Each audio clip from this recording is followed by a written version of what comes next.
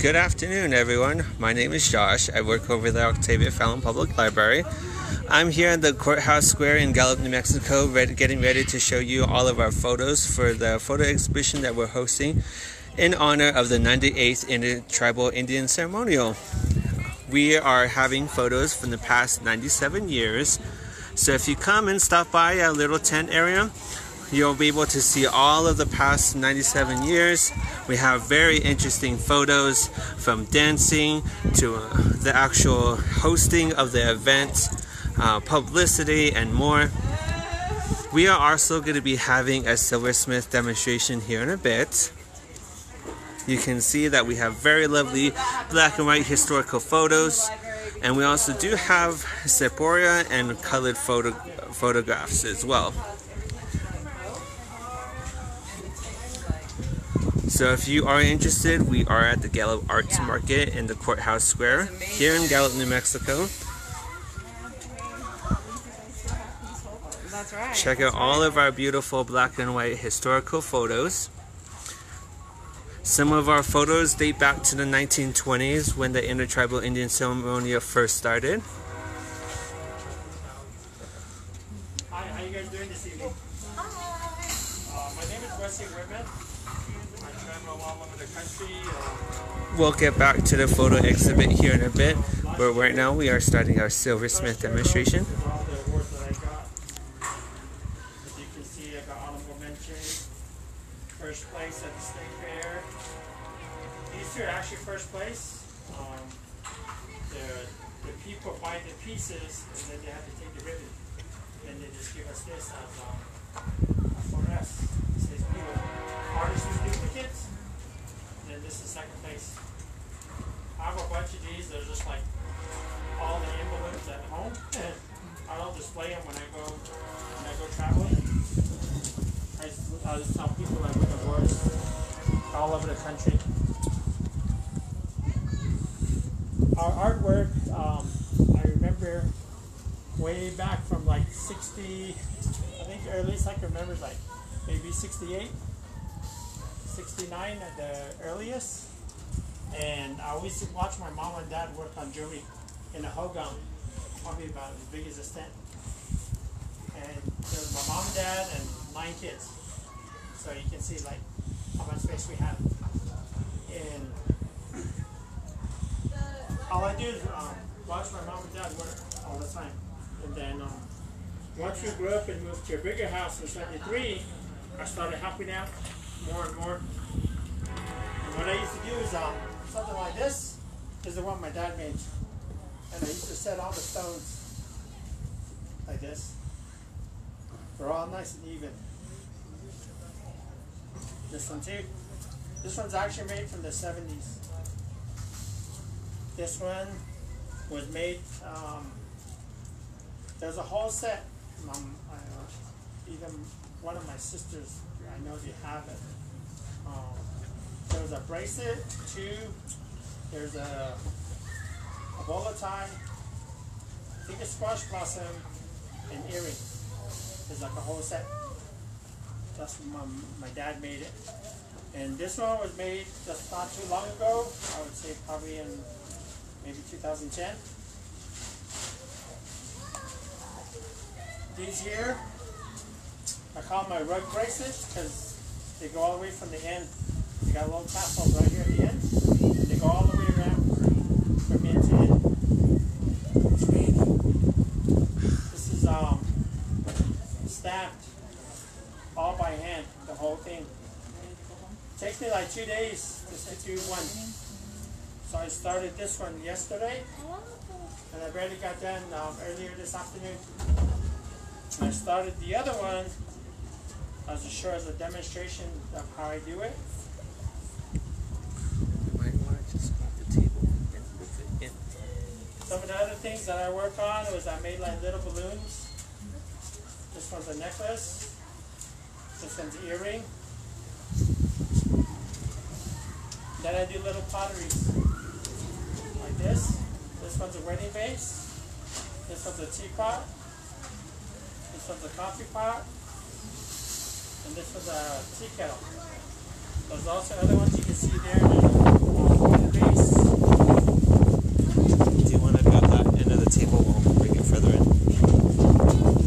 Sorry, it's starting to rain, everyone. So maybe your time. This is gonna get wet. Sorry. But I actually started working on jewelry maybe around 79 myself. And I was still in high school. And then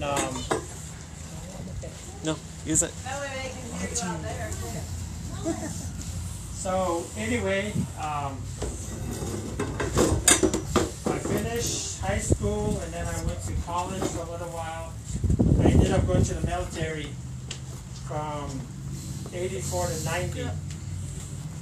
And then once I got out, I started working more on jewelry and I started going to different shows throughout the country. And my first show, I remember, was in 1992. It was in Denver, Colorado. And I entered my pieces into a show where they judge you, and I ended up getting first place. Ever since then, every new item that I bring out, I enter into shows, and I usually get first, second, third. Sometimes I get first, second, third. Best of show, people's choice. And it just depends, I guess, on what I do. I have a little catalog right here. It also has a little bit bigger potteries out of silver. And they look like potteries. I'm trying to make bigger ones, but I can't find the tools to do it right now. So I was featured in, this guy did a collection in from Hertz Museum. And I was featured in there where this card is located. And I used to have a regular job, but I just started working on silver some more. And I'm going to kind of demonstrate what I do. I didn't bring all my tools because I don't really want to bring a lot. And if I take out all three of these tables, if I bought everything. So I'm going to kind of demonstrate how to do my little potteries, these right here, and then I'll go on to this bracelet here that I'm working on. So what I do is I get 1-inch strips. Some of them are a little bit wider, maybe 1 inch and 3/8. Some of them are 2 inches. Just depends on what I get. This one's 26 gauge, which is not really thin, but it's enough to create what I'm doing. And this bracelet is 18 gauge. What I do on the bracelets. Sometimes I go sometimes I go 16 gauge. Just depends.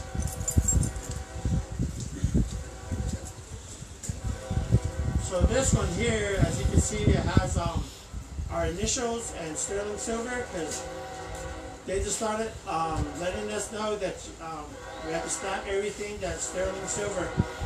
But sometimes you see people stamping nickel silver as sterling silver. I noticed that lately when I go to shows it says sterling silver, and I asked the people, I said, this is not sterling silver, this is nickel. As you can tell between silver and nickel of how the silver moves.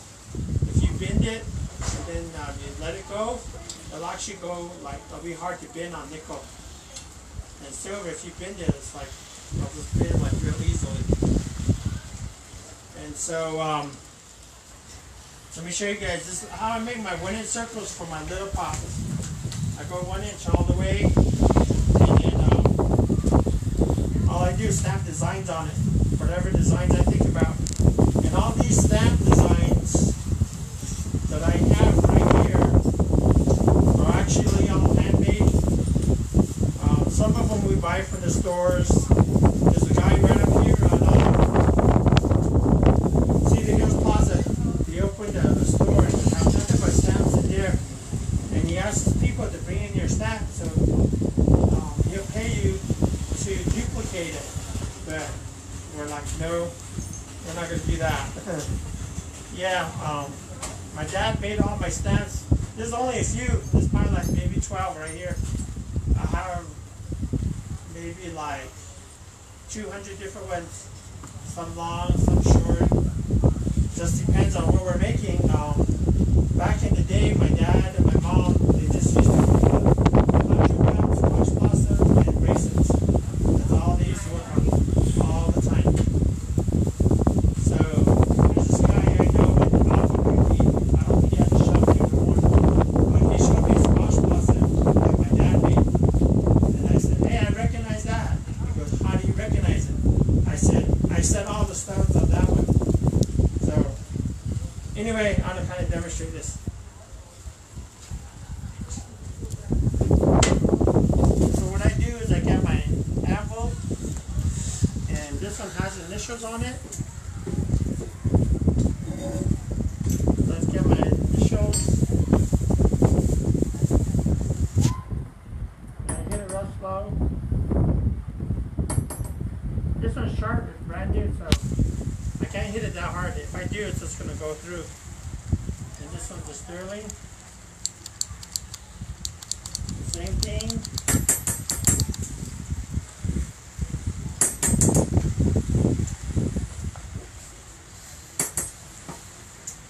You want to kind of put it in deep because once you buff it, it's going to come out. You got your leather. Some people have leather mallets. Some people have plastic. Some people have rubber. Mine is the rawhide. So I just hit it, and it makes it back flat.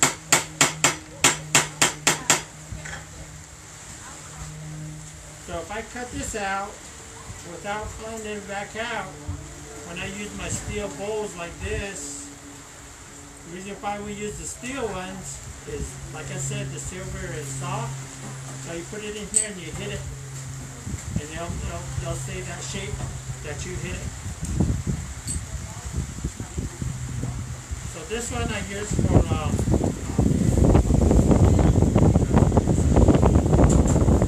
I forgot to make my divider to make the line.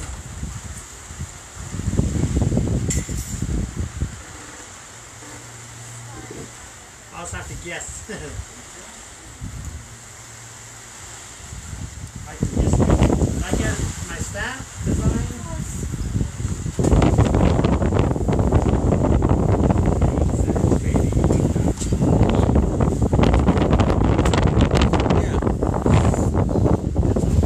Sorry, everyone.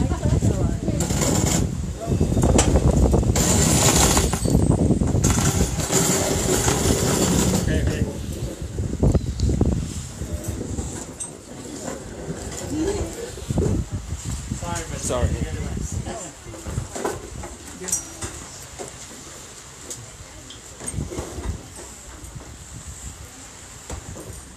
So if I had my steel divider, I would make the lines for the stamp on here. So I'm just going to guess, and like I said, I think I'm a pretty good judge of what I'm going to put on here.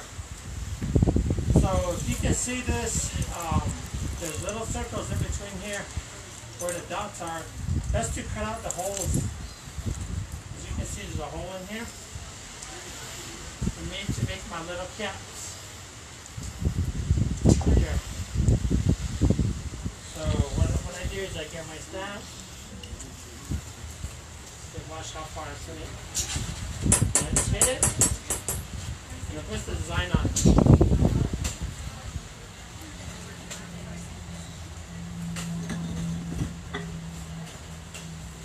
Easier if I had my steel divider, but I'm just going to show you real quick. This one's not ruined, it'll be okay.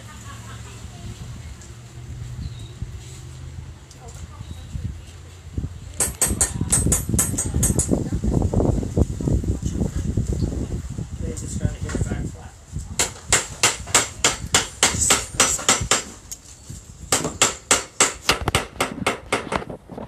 I usually hit both sides because one side it'll kind of flatten it, but if you hit the back side, it'll flatten it more to where it's back even with the surface right here.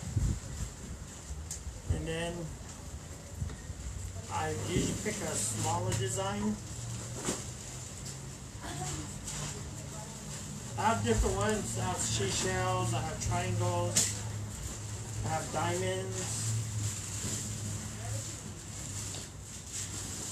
I'll just pick the seashell.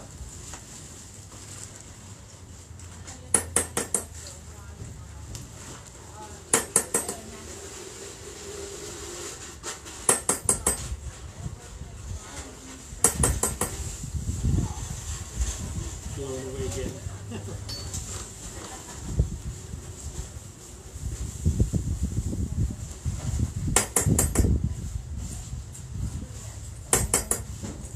I'll pass this around once I'm done so you guys can look at it. Then I can show you what the pieces look like when they're actually done.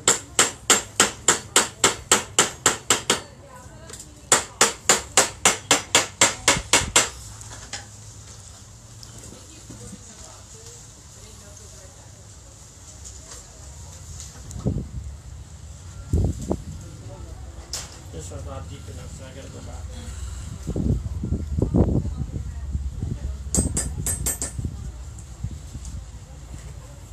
There you go.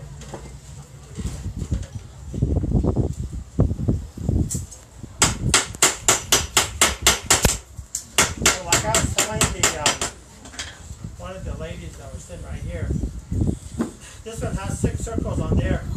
And when I decide to make these, I usually make 24, or most of the time it's 24.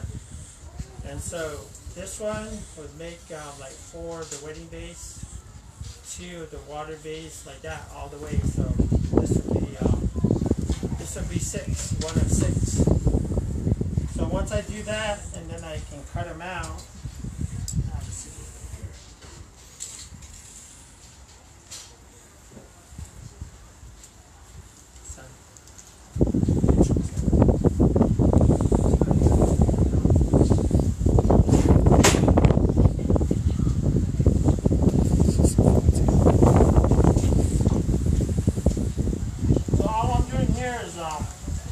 Cutting out the circle where it has a line. Most of the time it's outside the line. The bottom piece is outside. And when you stamp your design, you have extra pieces like this. So when you stamp your design, it kind of spreads out the silver. So on this one I usually cut on the line. And this one I can't. I cut outside the line. So once like I said, we start out with a more flatter steel bowl than this, and we have to go by stages. Because if I put this in here right now, if I hit it in here, it's just gonna wrinkle. You can have bad wrinkle. So you got to start out wide first, and slowly go in. This is the medium one. There's about a medium right here. How it turns out when you stamp it, and this is the bottom piece. Let's cut out the circle.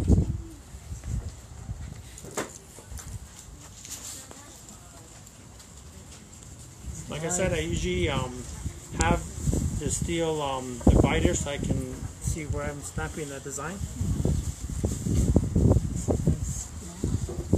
So once you boil it out, it turns out like this with design on it. This one's when it's soldered. When you clean it, it comes out like that. But you can't buff it like this because it's all the borax that I use. The borax makes the solder flow faster. So if I try to buff that, it's just going to stay like that. So I got to clean it like this. I put in like an acid solution, and it takes off all the borax and it comes out clean like that. Then I can buff those.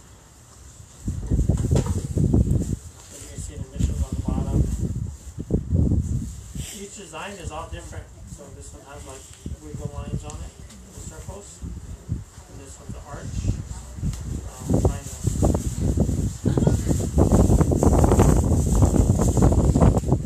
This was when I'm finished, and this is when I have to start buffing.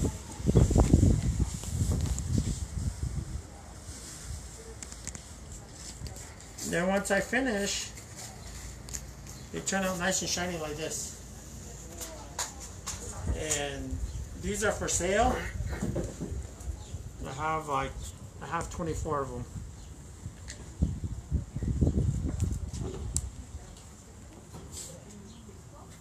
Then once I'm done like that and they're white like this, some of these have handles on it, so they move around, see?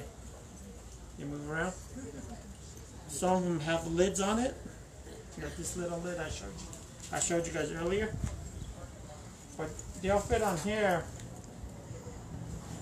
You just gotta, sometimes you gotta wiggle it on. When I go to shows, people try to pull it off, and I say, if you pull it off, you have to buy it. So they're like, oh man, we'll just buy it anyway. So I said, it's up to you. If you don't have to. So what I'm going to show you is, this is the pot without the handle. This is, like I said, I put this in the solution, and it turns out white like this.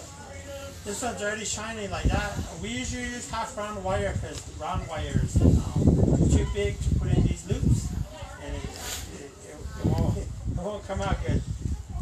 So what I do is I bend these like half circles. This one's barely starting out. Then I just put it in the loop. I grab my pliers and I put it on.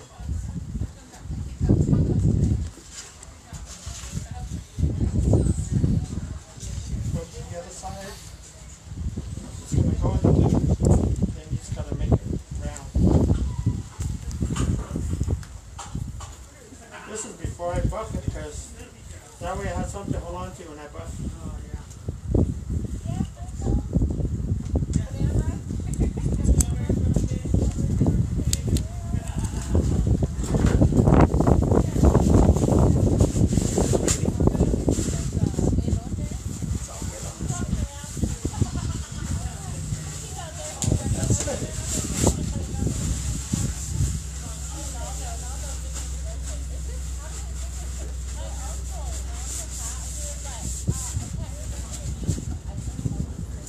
So this one is what I do my bracelets.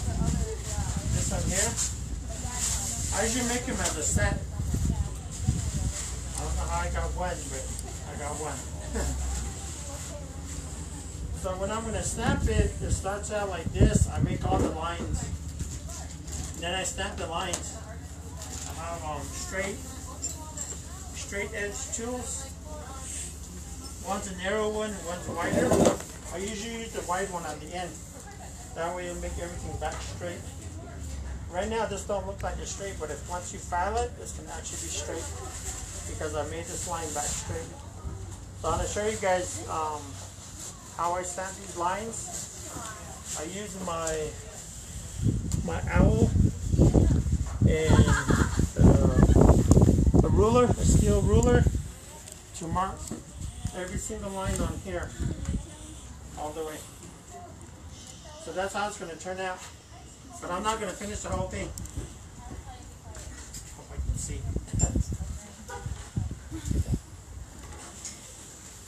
So a long time ago, when my dad, he used to ask me to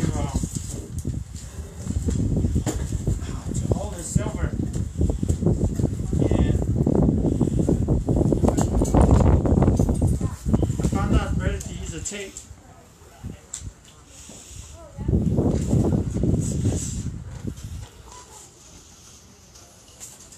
Let's see where I am first. So what I'm going to do is I'm going to stamp the cross lines. I made them deep enough to where this can just go in there.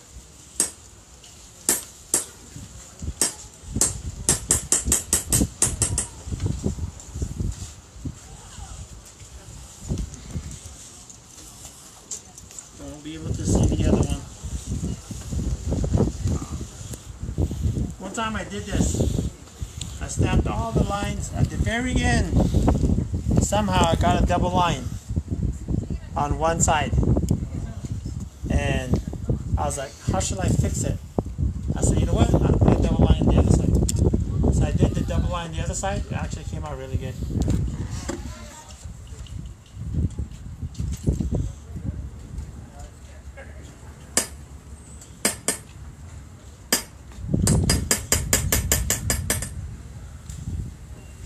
You have to put these lines in deep enough to where you put your other stamp on it. You go back and actually hit the line.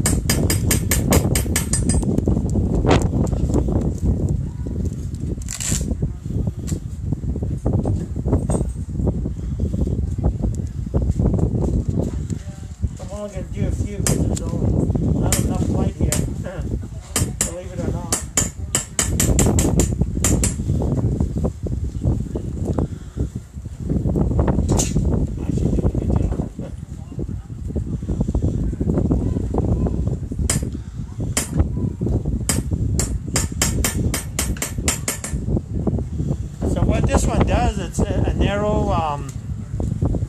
narrow stamp. I use these on my boxes also, on my square boxes. The reason why you need a narrow stamp is that if you, once you stamp your lines, if you try to follow it, where the groove is, it's going to be more, it's not going to be tapered enough. It's going to come out like a V. So this wider stamp, this one's wider than that one. You stamp that line, it's actually going to go 90 degrees because you made a deeper groove. So this one I use on the outside. I kind of went too far in a second, but I can fix it. So right now I need 3 more lines to get this one done. And then once I get that done, I go by what I already started. So I look at this and I see which one of these I need to use next. So I have this triangle. I already kind of started, so I already know where to hit. So once you hit it slow, not deep enough to line all the lines to where they're spaced evenly. So this one's done, all I do is hit it harder. So it'll be deeper.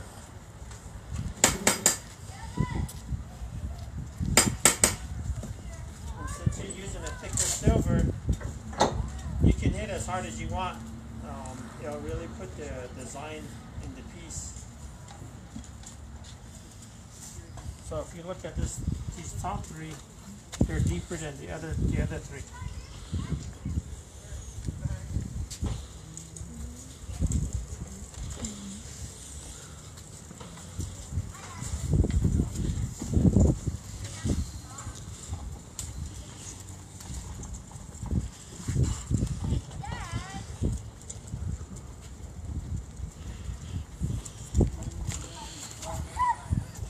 Yes, I have.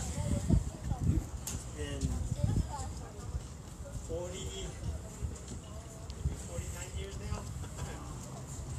Yeah.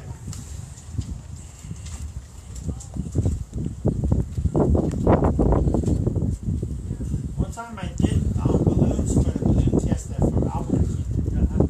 I came up with this design. And this one says 2000. And I made earrings for it. I sold a few. I didn't sell a lot, but I sold a few.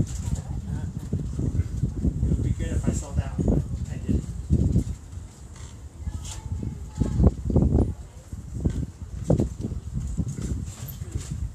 So how much are your teapots? I sell them for 30, and if you buy more than 6, I go down to 25 each. What's the price? I don't sell those. But if I do sell, like if I sell this one, when I'm done, it's $250 for the set. But just for one, it's $150. That's why I try to sell them as a set. You get a better deal if it's a set. So I'm gonna finish the other side. Just to make it the other side.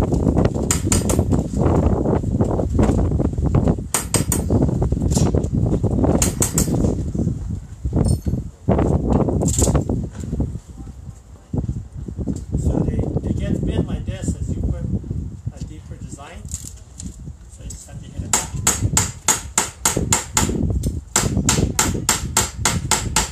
And if it's not flat, then you just push it to make it flat. So that way when you put the rest of your design in there, it'll stay flat on your anvil.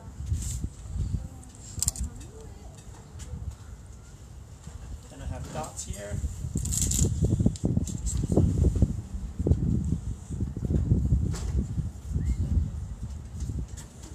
Like I said, I did this earlier, so.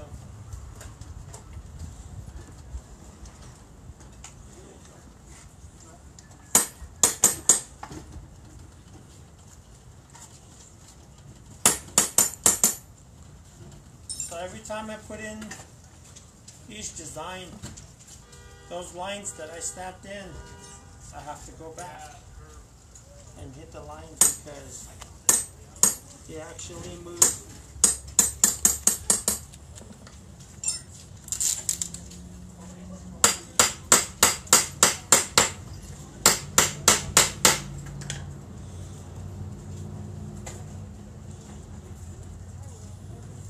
If I try to put in the other side dots, I'm not going to be able to hit it straight. It's going to come out crooked. So let me finish these lines that I was doing down here. I think I can still see those. If the sun was out, I would probably finish this.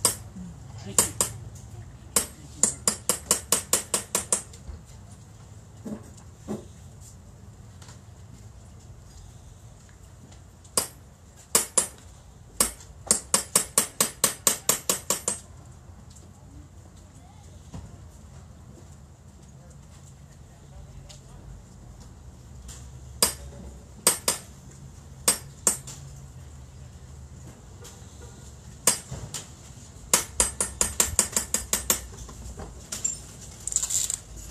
So there, I put in all the grooves now. So I'm done with all the grooves. So if you go like this, you can kill all the grooves now.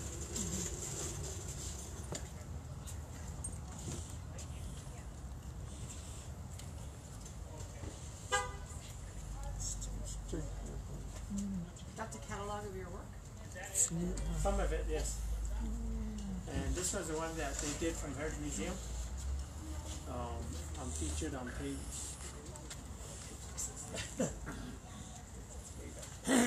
This for the library, but I don't have a copy. Nice.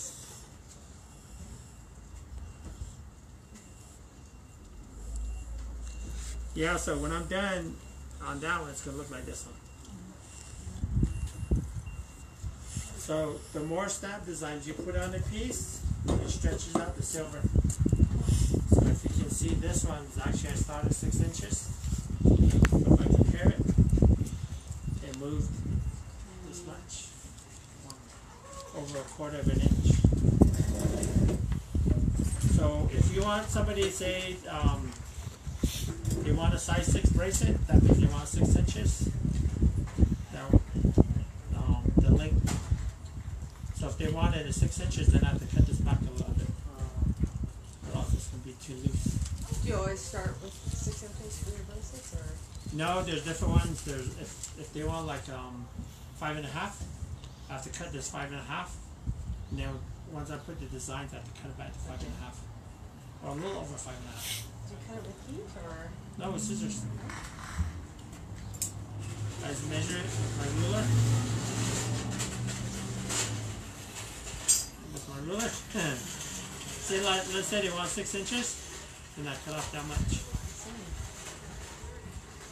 You just gotta put it right in the center, and then mark it both sides. Does it also get wider as you put the stamps in, or? Not really. This is 1 inch. So as you can see, it's not that much wider. See right now, this is ripple on the edge, on both sides. So I just get a flat file, and I go like this, and I'll make it back straight. That's what I did to these. That's why they look all, the edges are flat, because I filed it. And it's best to use a sharp file, because if you use a dull one, you'll be there for a long time. Yeah. So I just have to file this now, and then I have to add one more snap on here. I'm thinking of just leaving this at 1.25 inches, because it moved that much. So this might be 5.25. Yeah, I might just cut off a little bit. I mean 6.25. Just cut off a little bit on the edge on this side, and just file. Like I said, once you put all the designs in, your line, since you use a skinny snap design on here, it's going to be like this. So what I do is I get a wider one, and I hit the edge a certain way. Depends on which one's sticking out and which one's even. So the sides that are sticking out, I hit it just back this way. The sides that are straight, I kind of hit it this way. So if you go back and forth like this, it'll actually make the line back straight. This was actually like this.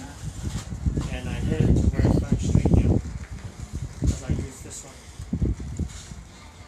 I went back and forth, see, this way. And then this right here is sticking out, so I went this way. Like this way. Like this way. All the way. So that's why they look like there's straight lines. But once you file it, and once you buff it like that, they're straight. I don't know how it happens, but Get straight. yeah. That's nice. So once I file the corners on here to brace it, and then I use a acetylene torch and I blacken it. It gets black like this cloth, almost like this, but without the red. So once it gets black like that, I just put in we have a groove that's on a block, and then we have a bigger one, a wider one like this big. And if you hit it this way, they put the arch in it, and in here, you just gotta go along hitting it.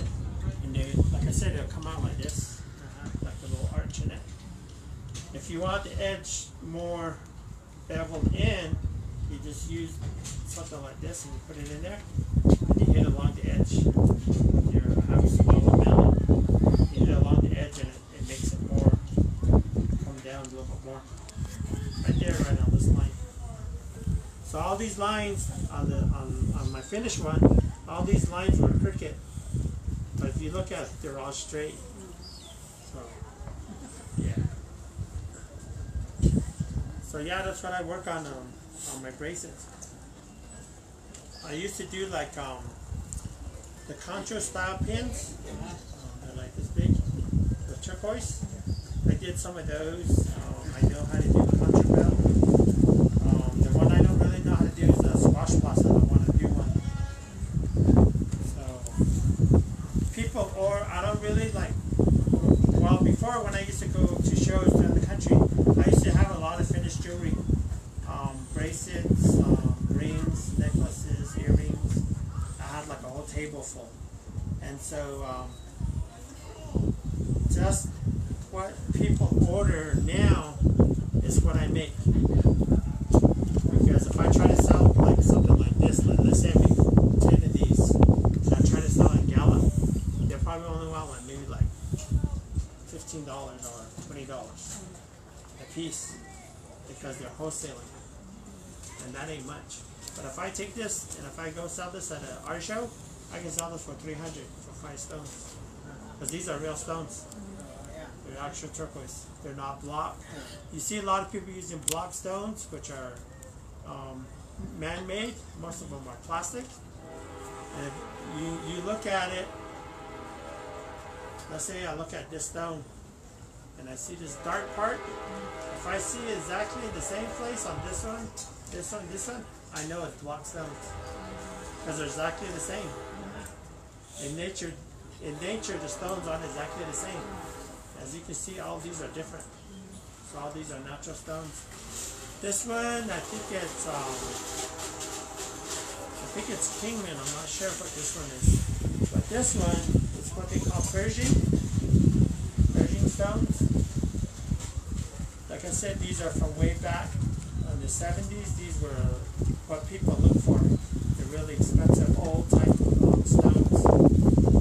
My mom always looks for one called number 8 spiderweb, and she really likes those.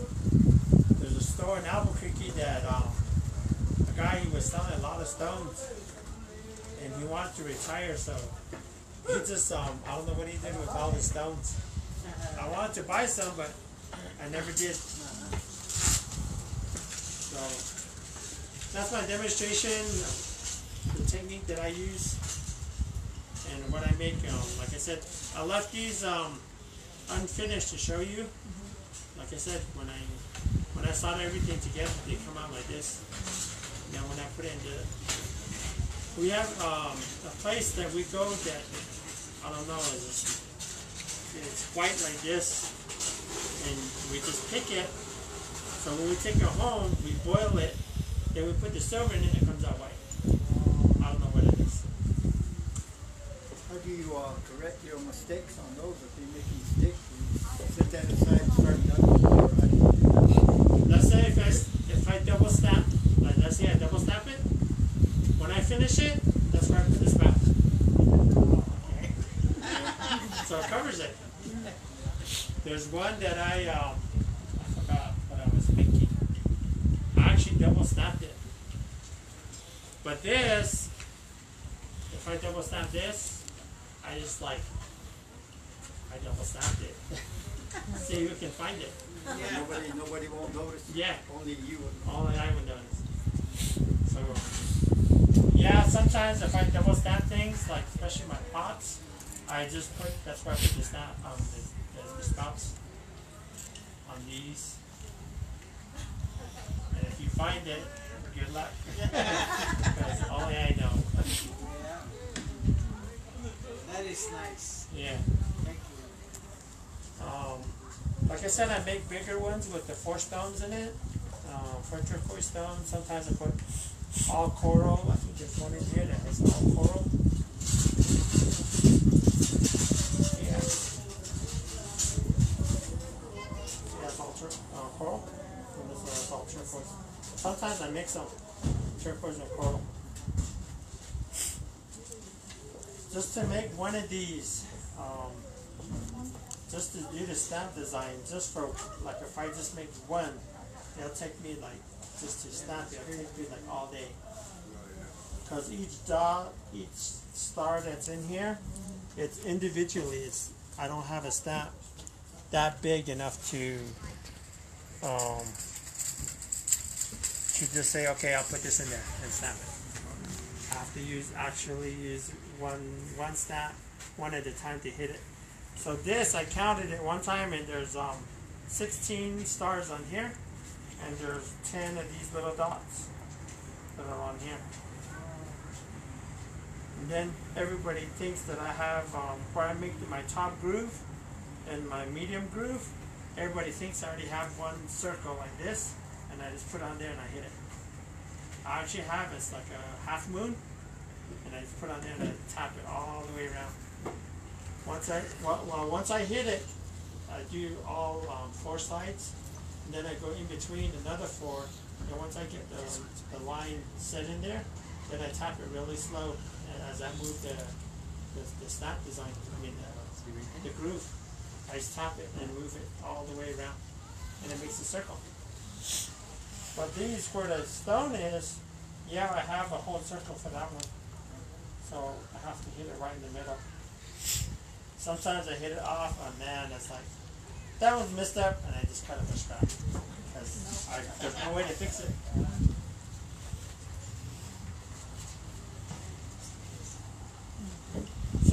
So on this book, the guy said, oh, it's a seed pot show. And he said, bring whatever seed pots you make. So I made 4 different designs. But I took I think 13 different ones. Then once I got there, you actually look through this book, there's all kind of different, like square ones and like oval ones. They're all weird in here. There's even this guy that makes like a covered wagon, a candle holder. And I'm all like, I thought you guys said this is only a seed pot show. And then they asked me, they said, well, do you have any pots with you? And I said, yeah, I have like 36 of my small ones. They go, bring it in. So I brought it in, and once I set it up, the ones that I originally brought the seed pot, I think I sold like 8 of them. And I only had 13. But once I set those little ones out, I had 36, and I sold all of them within like 3 hours. So some shows I do that. I did another show in Phoenix, and the show opened at 10, and they wanted us to be there at 9. And I got there at 9:45, and they said, you're late, you gotta hurry and put your items out. I said, oh, no problem, I can put it out in like 15 minutes. By 10:30 is when I finished putting everything out, and I probably had a total probably about maybe about 100 pieces.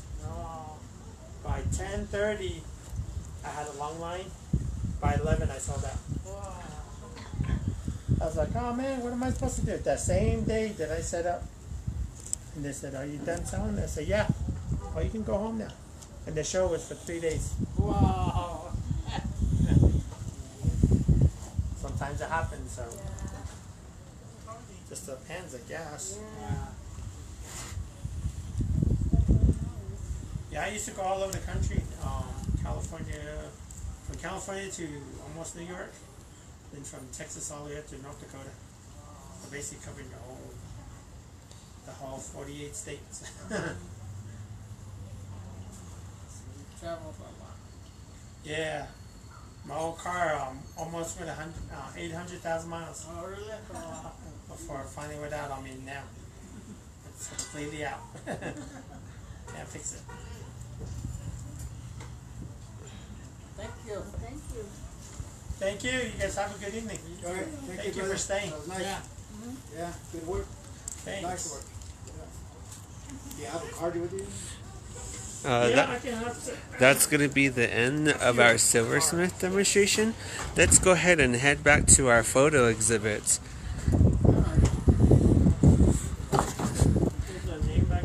So we left off on some of these photos earlier, and you can see that we have a variety. As mentioned before, we have dancers, the ceremonial parade, opening, some of the photo exhibits of potteries, and just overall people having a really amazing time over the last 97 years at the Inter-Tribal Indian Ceremonial. Oh my god.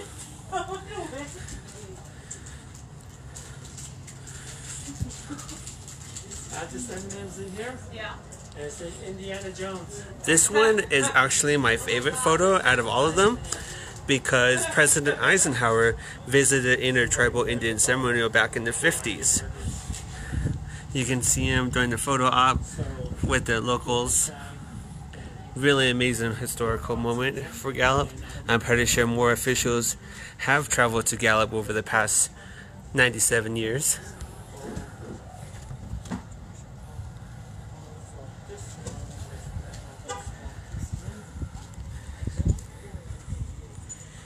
If you would like to see any of these photos in person, you're more than welcome to visit the library.